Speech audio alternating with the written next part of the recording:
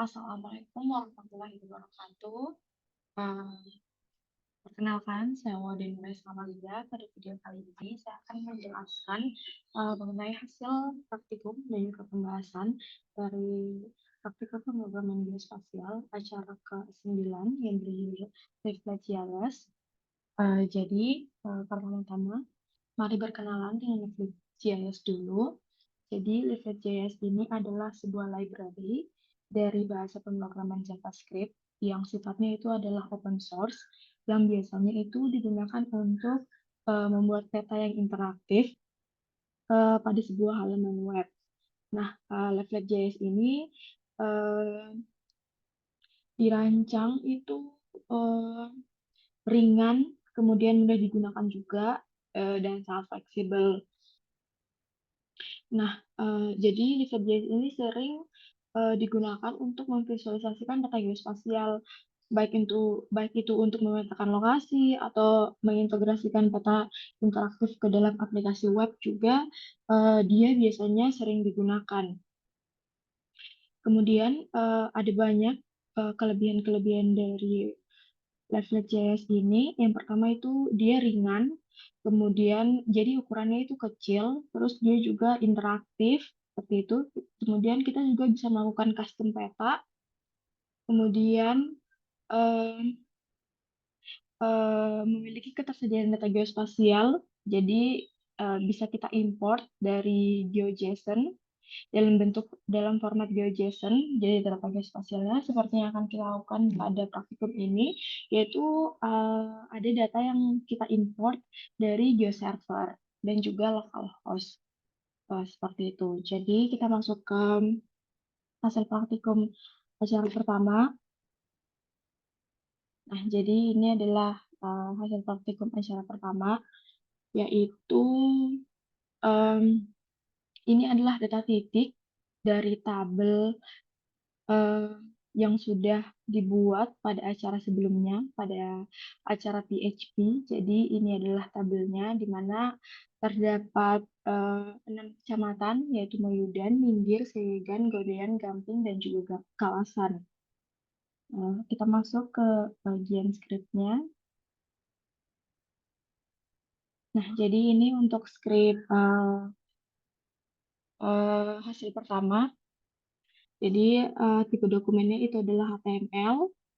Kemudian, nah di sini ada judulnya. Nah, ini ada judul, kemudian um,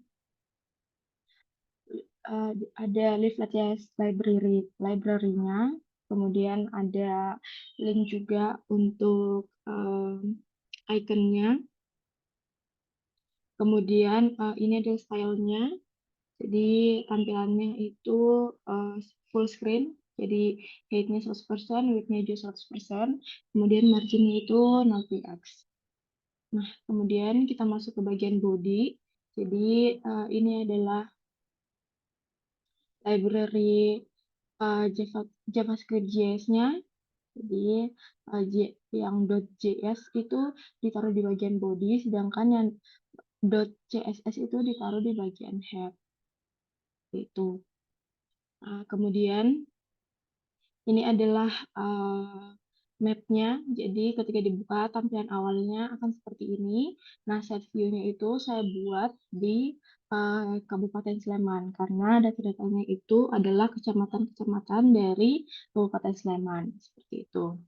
Nah, jadi ini latitude-nya adalah -7 titik 69 sekian, longitude-nya itu adalah 110,37 1 sekian, dan juga zoom-nya itu adalah 10 seperti itu. Kemudian ini ada, jadi ini adalah beberapa base map. Jadi terdapat beberapa base map yang diberikan, namun disarankan untuk mencari base map sendiri. Oleh karena itu, pertama-tama saya menggunakan base map OpenStreetMap karena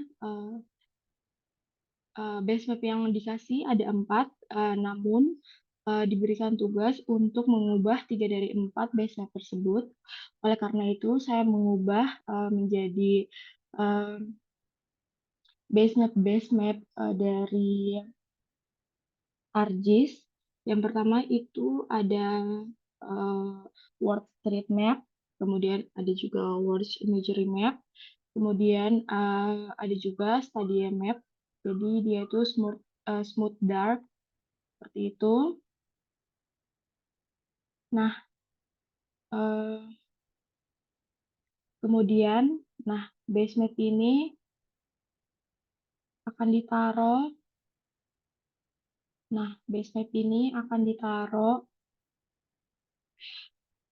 Ketika pertama kali kita membuka webnya, maka base map 4 yang akan pertama kali ditampilkan, dan ini juga bisa diganti.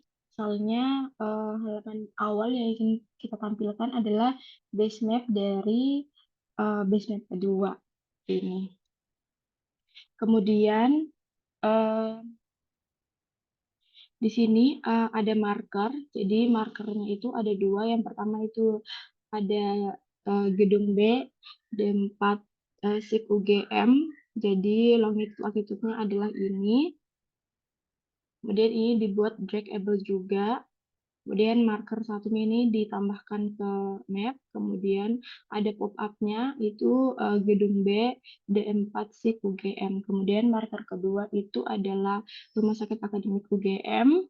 Jadi ini adalah koordinatnya, kemudian dia ditambahkan juga di map. Kemudian ini ada beberapa base map-nya. Yang pertama itu OpenStreetMap, dia base map pertama. Kemudian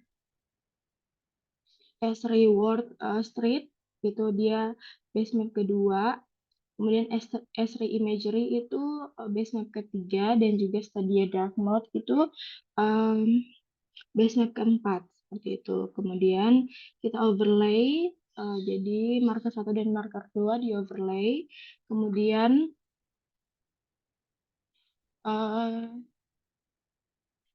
jadi base map, overlay maps. Jadi base map ini variabel base map, variabel overlay maps itu ditambahkan ke peta.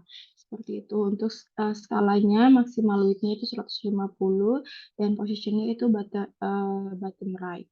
Seperti itu. Nah, namun selain marker 1 dan marker 2 ini, itu kami harus menambahkan data dari tabel yang sudah dibuat, yang sudah ditampilkan tadi.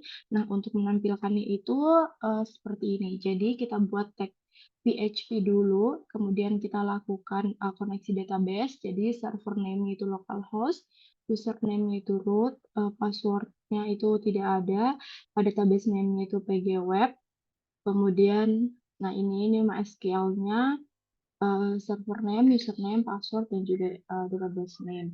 Kemudian kita koneksikan, kemudian SQL-nya itu jadi kita select from tabel penduduk. Jadi semua data dari tabel penduduk itu dipilih. Kemudian result-nya itu kita query. Nah, ini adalah if-nya, jadi pengkondisiannya. Jadi ketika result number rows-nya itu 0, maka kita akan mengambil beberapa row dari data tabel penduduk. Yang pertama itu adalah variabel latitude. Jadi di row-nya itu dia latitude. Di sini perlu diperhatikan adalah besar kecilnya kata huruf karena ini berpengaruh. Jadi disesuaikan dengan format tabel yang sudah dibuat. Kemudian variabel long kita ambil dari row longitude, kemudian variabel info kita ambil dari row kecamatan. Nah, ini jadi di add to map-nya itu longitude dan latitude, kemudian kita buat pop-up yaitu dari variabel info, yaitu dari row kecamatan seperti itu. Nah, hasilnya itu seperti ini. Nah, jadi dia seperti ini. Ketika saya ubah tadi, tampilan awalnya itu di base map kedua, tampilan seperti ini. Ini ketika diganti ke base map-nya. Terus, nah ini, pop-up-nya itu adalah nama kecamatan, seperti itu.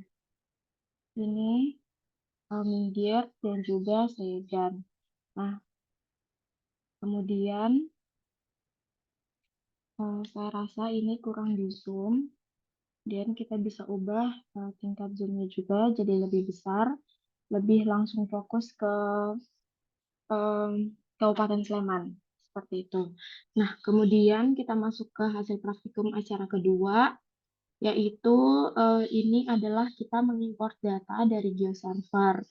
Seperti yang sudah saya sampaikan di awal tadi, jadi leaflet ini mendukung data geospasial dan dia bisa diimport dari berbagai sumber, salah satunya dari GeoServer. Jadi langkah awal yang dilakukan adalah kita membuat satu file. Jadi ini adalah filenya. Pertama-tama kami disediakan data dari geoportal sleman.kap.go.id, namun saya menggunakan data saya pribadi, hasil praktikum lokal GeoServer juga. Jadi ini adalah datanya. Kemudian, nah ini. Jadi pertama-tama kita itu membuka GeoServer dulu. Kemudian kita masuk ke layar preview. Nah, ini adalah data pribadi. Jadi kita bisa select di sini untuk ditampilkan dalam bentuk GeoJSON. Nah, seperti ini. Kemudian link ini di-copy dan di paste di sini. Seperti itu di get file content. Jadi konten itu didapat dari GeoServer seperti itu. Nah, kemudian selanjutnya kita membuat file GeoJSON HTML. Pertama-tama doc type-nya itu adalah HTML. Kemudian di sini saya menambahkan beberapa library. Yang pertama itu ada ini, jadi jQuery. Kemudian ada leaflet juga, sudah pasti kami menggunakan leaflet. Nah, kemudian ini adalah tampilan awal petanya. Jadi set view-nya itu di Kabupaten Sleman, zoom-nya juga 11. Kemudian tile layer-nya itu menggunakan OpenStreetMap. Nah, atributnya juga ini adalah linknya dari OpenStreetMap. Kemudian dia ditambahkan ke map. Kemudian inilah file GeoJSON-nya. Nah, ini jadi variabel GeoJSON-nya itu layer GeoJSON, kemudian point to layer-nya itu fungsinya fitur dan juga latitude longitude. Kemudian return-nya nanti adalah marker dari latitude longitude seperti itu. Nah, kemudian di sini ada ini adalah variabel konten untuk memanggil atribut dari data file GeoJSON kita tadi. Jadi untuk data jumlah penduduk di Kabupaten Sleman itu seperti ini. Ya, seperti ini. Jadi propertiesnya itu ada kecamatan dan juga jumlah. Jadi ini yang saya pakai. Jadi kontennya itu adalah kecamatan dan juga jumlah penduduk. Jadi fitur propertiesnya itu dari field kecamatan dan juga untuk jumlah penduduknya itu propertiesnya dari field jumlah seperti itu. Nah, ketika layer on klik, jadi ketika layarnya diklik, maka di sini adalah, ada bind pop-up-nya. Nah, pop-up-nya ini diambil dari variabel konten. Nah, konten yang ini, seperti itu. Nah, ini pop-up-nya diambil dari variabel konten yang berisi kecamatan dan juga jumlah penduduk. Kemudian, mouse over-nya juga, eee, diaktifkan, yaitu dia tooltip-nya adalah, dari nama, seperti itu, dari kecamatan. Nah, seperti ini. Kemudian, kita bisa close pop-up-nya juga. Nah, kemudian kita, ngambil data, nah ini yang penting, kita itu mengambil data dari, file GeoJSON.php yang ini, yang ada link dari geoserver-nya. Nah, ini tuh function-nya dari data di ini ya. Kemudian kita add data, kemudian kita add layer juga, add layer nama filenya itu GeoJSON, seperti itu. Kemudian hasilnya seperti ini. Nah, hasilnya seperti ini. Jadi kalau mouse-nya hanya taruh di poligon-poligon, maka akan tampil nama kecamatannya, tapi ketika diklik akan muncul informasi kecamatan dan juga jumlah penduduk. Itu misalnya contohnya Pakem, jumlah penduduknya itu 37.320, seperti itu. Nah, ini adalah contoh penggunaannya. Terima kasih. Wassalamualaikum warahmatullahi wabarakatuh.